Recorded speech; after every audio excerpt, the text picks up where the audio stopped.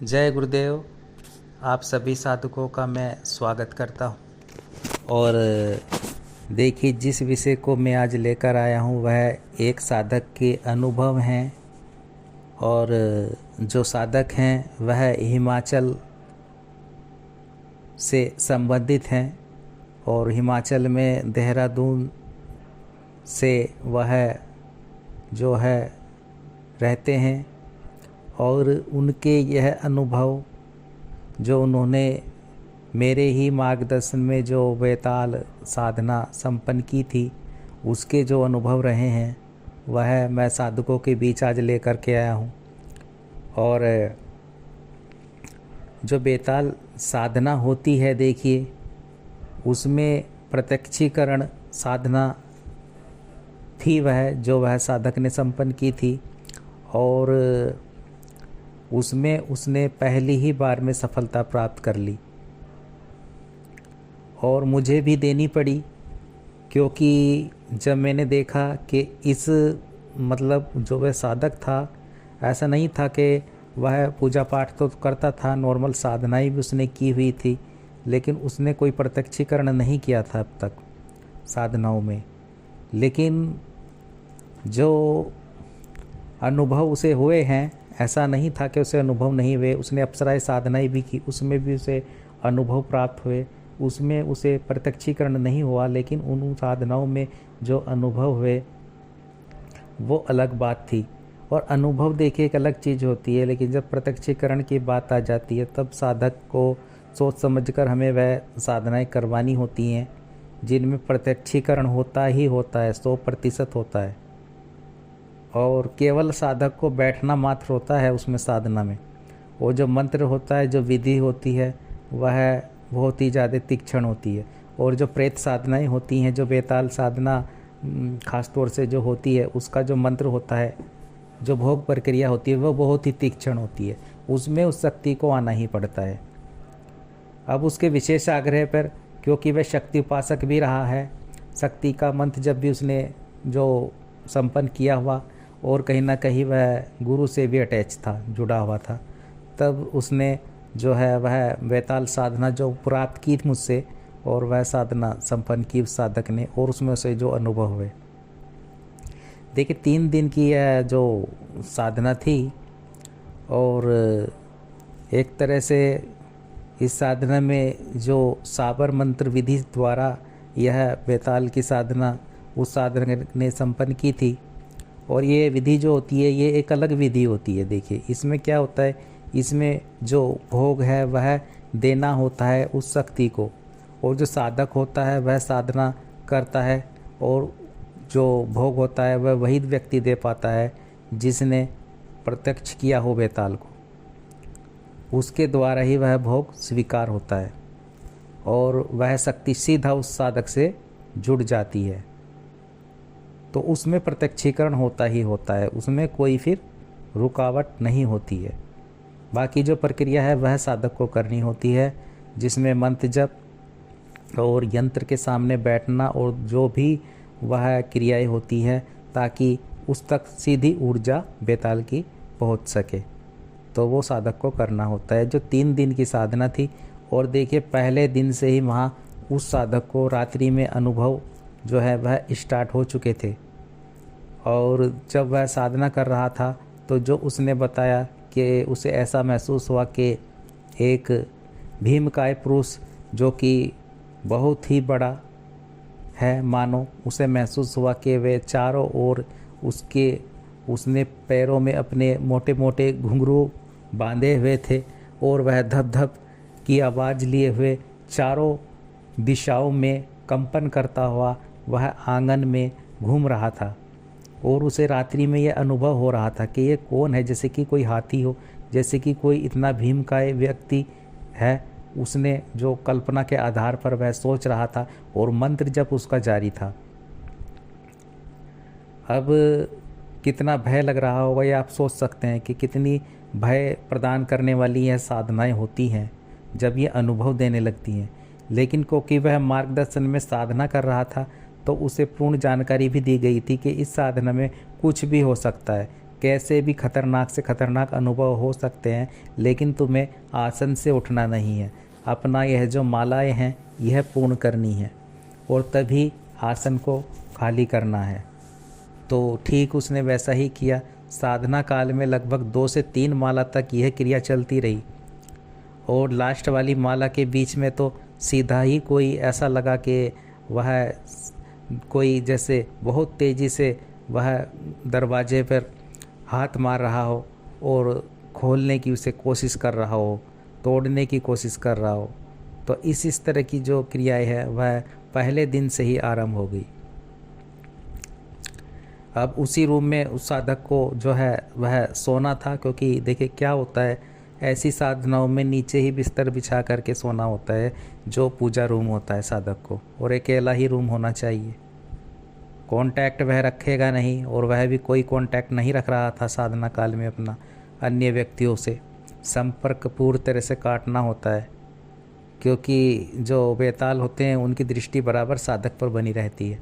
और प्रथम दिन तो उसे नींद ही नहीं आई, केवल गुरु मंत्र का स्मरण करते करते ही वह उसकी रात कटी।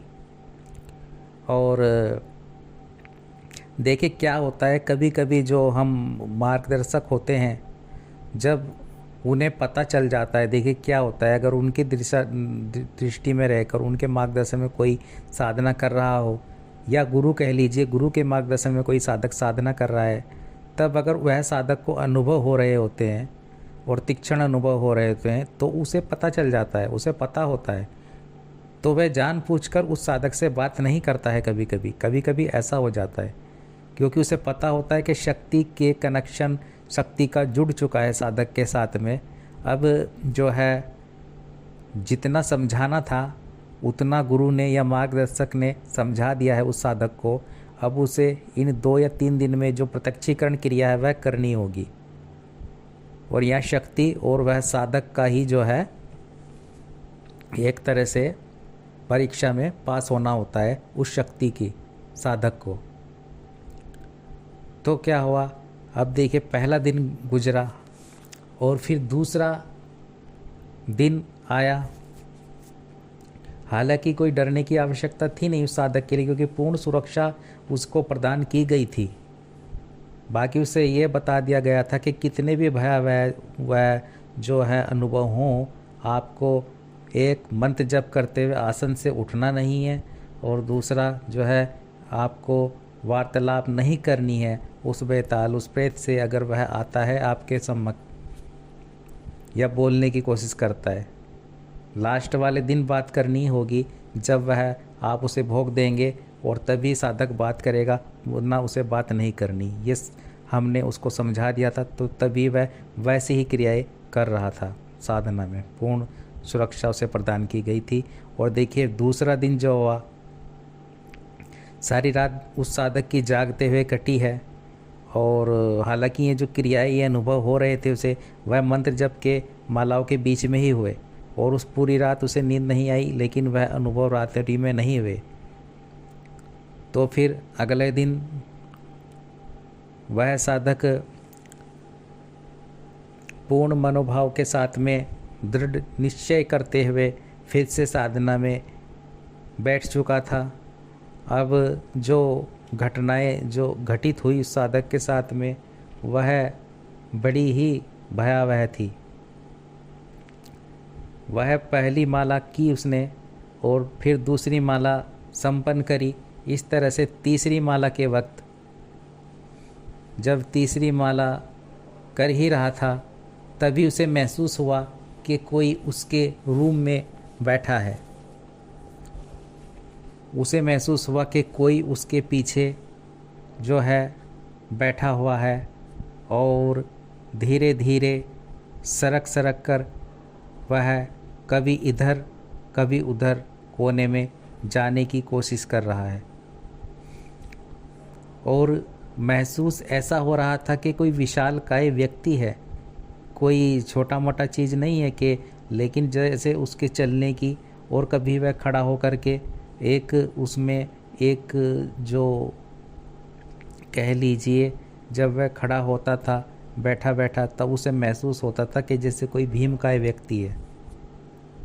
भीमकाय व्यक्ति, चलने की आवाज़, कदमों की, लेकिन वह लगातार मंत्र जप कर रहा था। तभी आवाज़ आई उसको कि हे हठी व्यक्ति, तुम क्यों बैठे हो? जिसे तुम बुला रहे हो वह तुम्हारे पास आ चुका है, और क्या तुम मुझसे बात नहीं करोगे?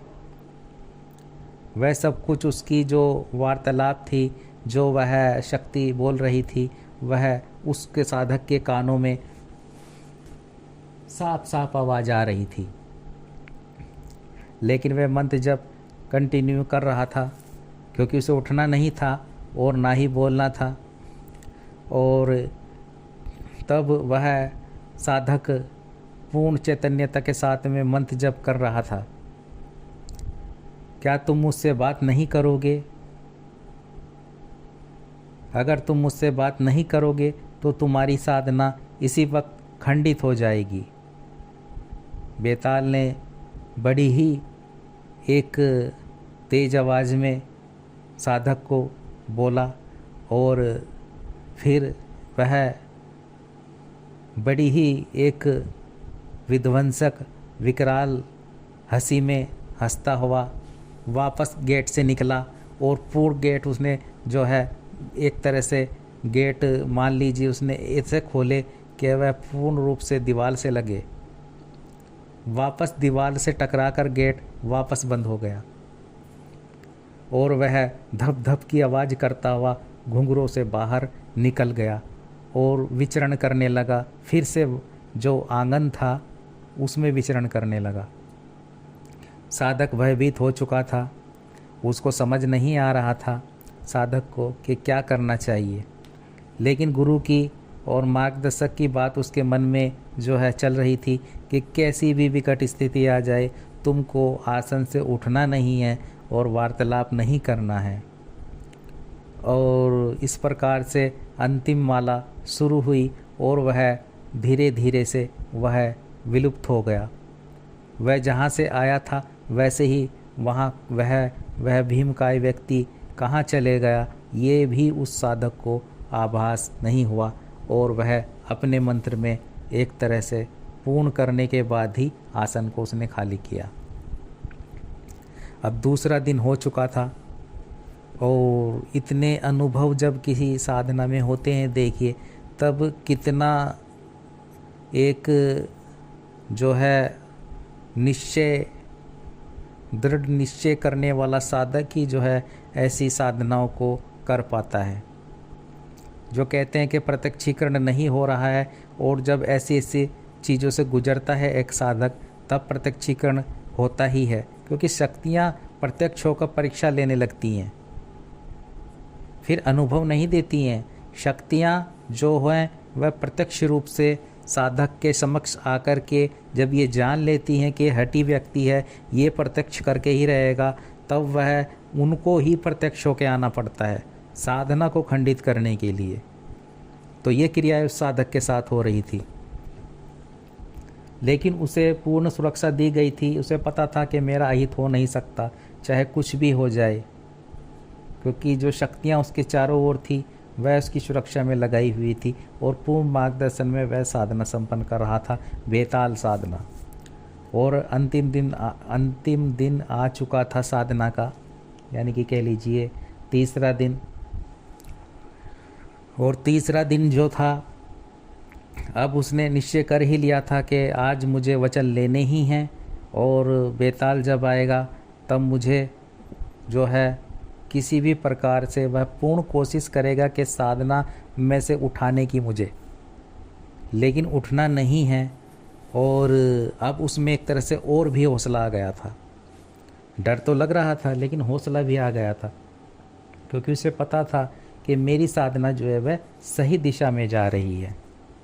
बस ये आखिरी जो बाधा है, आखिरी जो अड़चन है, इसको भी पार कर लिया तो बेताल जो है वह एक तरह से पूर्ण रूप से प्रत्यक्ष होकर के सिद्धि जो है प्रदान हो ही जाएगी उस साधक को, और जो भी असंभव से संभव कार्य वह ले सकता है फिर उस शक्ति से। तो अंतिम दिन था, और वह पूर्ण विश्वास के साथ में रात्रि में फिर 10 बजे से बैठ चुका था साधक अपनी साधना में। और इस बार पूर्ण भय उसके मन में व्याप्त था कि आज जो होगा वह हो सकता है कि बहुत ही ज़्यादा वह विकराल रूप में आए, और क्या होगा ये नहीं कह सकते। वह गुरु मंत्र की माला करने के उपरांत अपना जो बेताल मंत्र था वह उस साधक ने शुरू कर दिया, और वातावरण में एक अजीब सी जो गंध व्याप्त हो चुकी थी। अंतिम माला वह साधक जो है कर रहा था, लेकिन ये क्या, अब जो था उसे कोई भी किसी भी प्रकार का आज ना तो कोई आवाज़, ना ही किसी के कदमों की आवाज़, ना ही कोई किसी के चलने की आभास, कुछ भी आभास नहीं हो रहा था। उसका मन व्याकुल और बेचैन तो था साधक का, लेकिन एक अजीब सी घबराहट भी थी कि ये कैसे हो सकता है। जो बेताल लगातार 2 दिन से आ रहा है और साधना को खंडित करने की कोशिश कर रहा है, अनुभव दे रहा है, खतरनाक अनुभव। ऐसा क्या हो गया कि वह आज आया ही नहीं? क्या मेरी साधना में कोई त्रुटि हो रही है? क्या मेरे मंत्र जप में कोई त्रुटि हो रही है? साधक का मन बड़ा व्याकुल हो रहा था, और लेकिन वह आखिरी माला करता जा रहा था। अब कम से कम ये समझ लीजिए 8 मुनक्खे जो है 8 सुमेरु तक पहुँचने ही वाला था मंत्र जप करता करता वह साधक। और तभी जो है रूम खुलता है, उसका जो गेट है, और धीरे से खुला। आखिरी जो माला है वो पूर्ण हो चुकी थी। साधक रखने ही वाला था वापस यंत्र के सामने उस माला को, तभी देखता है कि रूम का जो गेट है वह खुलता है धीरे से, और एक सौम्य सुंदर रूप में आकर्षण युक्त एक युवक, जो कि देखने में 20 से 22 साल का लग रहा था, वह आकर के वह साधक के समक्ष बैठ गया वीर मुद्रा में, और वह जो है पूर्ण सौम्य तरीके से बोला कि हे मानुष, हे सद्गुरुदेव के सच्चे शिष्य, मैं विवश हो गया हूँ तुम्हारे दृढ़ निश्चय के आगे। अब तुम जो भी आज्ञा दोगे मैं वचनबद्ध हूँ। जो भी तुम मुझको आज्ञा दोगे वह मैं स्वीकार करता हुआ तत्क्षण उसको पूर्ण करूँगा ही करूँगा। इस तरह से उसने बोला, और फिर उस साधक ने वचन लिए उससे कि जब भी मैं तुम्हें बुलाऊंगा हे बेताल, तुमको आना है, और जो मैं भोग दूंगा वह तुम्हें स्वीकार करते हुए मेरा कार्य को पूर्ण करना है। और इसी बीच जो माला रखी थी साधक के पास, वह रुद्राक्ष की माला उसने उस बेताल के, वीर बेताल के गले में धारण करवाई, पहना दी, और वह विलुप्त हो गया वचन दे करके। और जो भोग था वह भी उसने बेताल को दे दिया, और भोग खाने के बाद में, ग्रहण करने के बाद, बेताल ने वापस माला निकाल करके वहाँ यंत्र के सम्मुख रखी चौकी पर, और अंतर ध्यान हो गया। इस प्रकार से जो है देखिए क्या अनुभव होते हैं उस साधक की, जो है वह बेताल साधना संपन्न हुई। अब जब कभी भी वह उससे कार्य लेता, उसका आह्वान करना होता, मात्र 11 बार वह बेताल का मंत्र जप करता, और बेताल जो है सशरीर प्रत्यक्ष होकर के उस साधक को ही दिखता, और एकांत में उससे वार्तालाप भी करता, और उसके असंभव से असंभव कार्य कर देता तत्क्षण। और जो है आज भी बेताल उसे प्रत्यक्ष होता है, आज भी वह बेताल से कार्य लेता है, क्योंकि वह पूर्ण रूप से उस साधक ने उसमें सिद्धि प्राप्त की और प्रत्यक्ष किया बेताल को, वीर बेताल को। तो ये साधक के कुछ अनुभव रहे थे जो साधक ने वह साधना संपन्न की बेताल। और ऐसे साधक हैं इस धरा पर जो प्रत्यक्षीकरण करते हैं। लेकिन कहना का मतलब, मेरा तात्पर्य यह है कि प्रत्यक्षीकरण जो है वह इतनी आसानी से इसलिए नहीं होता है क्योंकि प्रत्यक्षीकरण में जब साधक दृढ़ निश्चय करता है और किसी भी शक्ति को, चाहे वह अप्सरा हो, चाहे वह कोई प्रेत हो या कोई बेताल, वह मान कर बैठता है कि मुझे प्रत्यक्षीकरण करना ही है, चाहे जो कुछ हो जाए, तब प्रत्यक्षीकरण के लिए वह शक्ति बाध्य हो ही जाती है और प्रत्यक्षीकरण वह साधक संपन्न करता ही करता है। वह शक्ति को ही विवश कर देता है आने के लिए। लेकिन वहाँ पर शक्ति भी इतनी आसानी से नहीं आती, शक्ति भी उसकी पूर्ण परीक्षा लेती है। तो कहने का तात्पर्य मेरा यह है, साहसी जो साधक होते हैं वह प्रत्यक्षीकरण वही कर पाते हैं, चाहे वह प्रेत साधना हो, चाहे वह अप्सरा साधना हो, क्योंकि शक्तियों की जो परीक्षा होती है वह इस लेवल की होती है फिर कि साधक साधना छोड़ दे, साधक साधना बीच में ही छोड़ दे। इस तरह के जो है अनुभव जो प्रत्यक्षीकरण साधनाएं होती हैं उनमें मिलते हैं। मैं इसीलिए कह रहा हूँ कि साधक जो सोचते हैं कि सौम्य साधना और इस तरह की साधना मन में भाव रख करके बैठ तो जाते हैं, लेकिन साधनाओं में कुछ भी हो सकता है। और यहाँ तक कि जो प्रत्यक्षीकरण साधना है उनमें भयावह अनुभव भी होते हैं, चाहे वह अप्सरा साधना हो, चाहे वह प्रेत साधना हो। लेकिन इतना भी मैं बता देना चाहता हूँ कि इसलिए सुरक्षा प्रदान की जाती है विशेष रूप से साधकों को, कि उनके साथ में शक्तियाँ इस तरह की ना कर सकें जैसे जो वीर वेताल साधक के साथ में जो घटनाएं घटित हुई।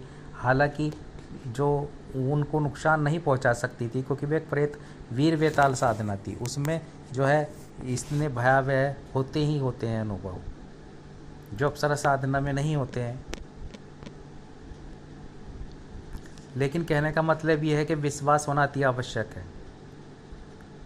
जैसे उस साधक को विश्वास था कि मेरी सुरक्षा मेरे गुरु कर रहे हैं, तो मुझे घबराने की मेरा कुछ अहित हो नहीं सकता, चाहे कितनी भी यह जो शक्ति है मुझे भयभीत कर ले, मुझे पूर्ण करनी ही है साधना। तो वैसे ही साधकों को निर्भीक होना आवश्यक होता है प्रत्यक्षीकरण साधनाओं में। तो ये एक अनुभव रहा वीर वेताल का जो मैं लेकर के आया हूँ, उस साधक ने जिसने यह संपन्न की साधना, उसके जो है मैंने उसी के कुछ अनुभव साधकों के समक्ष रखे हैं ताकि वैसी साधनाओं में बैठने से पहले जानकारी प्राप्त कर सके। तो जय गुरुदेव, जय माँ छिन्नमस्तिका।